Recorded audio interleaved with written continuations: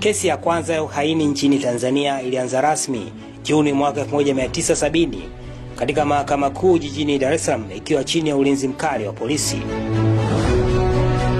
Washtakiwa katika kesi ya kwanza ya uhaini nchini walifikishwa Mahakama Kuu kwa mara ya kwanza jijini Dar es Salaam mnamo Juni 8 mwaka 1970.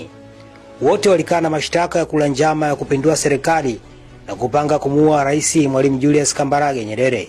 Jaji Mkuu Bwana Telfa Georges alitaja tarehe 24 Juni kuwa siku ya kuanza kwa kesi hiyo katika Mahakama Kuu.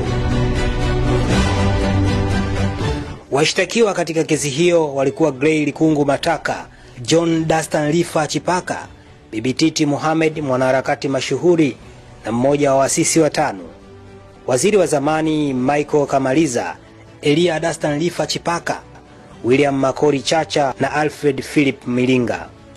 Mtu wa 8, Oscar Kambona, waziri wa zamani aliyekimbilia uhamishoni mjini London nchini Uingereza, alitajwa katika kusikilizwa kwa kesi ya awali, lakini jina lake halikujumuishwa katika mashtaka rasmi yaliyowasilishwa wiki 2 zilizopita. Hata hivyo, mwanasheria mkuu wa serikali wakati huo Mark Bomani alisema kuwa mashtaka dhidi ya Kambona hayajaondolewa na Tanzania inaweza kuiomba Uingereza kumrudisha Kambona kwa njia ya extradition. Baada ya kusikiliza hoja zote kwa takriban miezi 7, hukumu ilitolewa kama ifuatavyo: Bibi Titi Mohamed, Gray Likungu Mataka, John Dastan Lifa Chipaka, Elia Dastan Lifa Chipaka walihukumiwa kifungo cha maisha gerezani.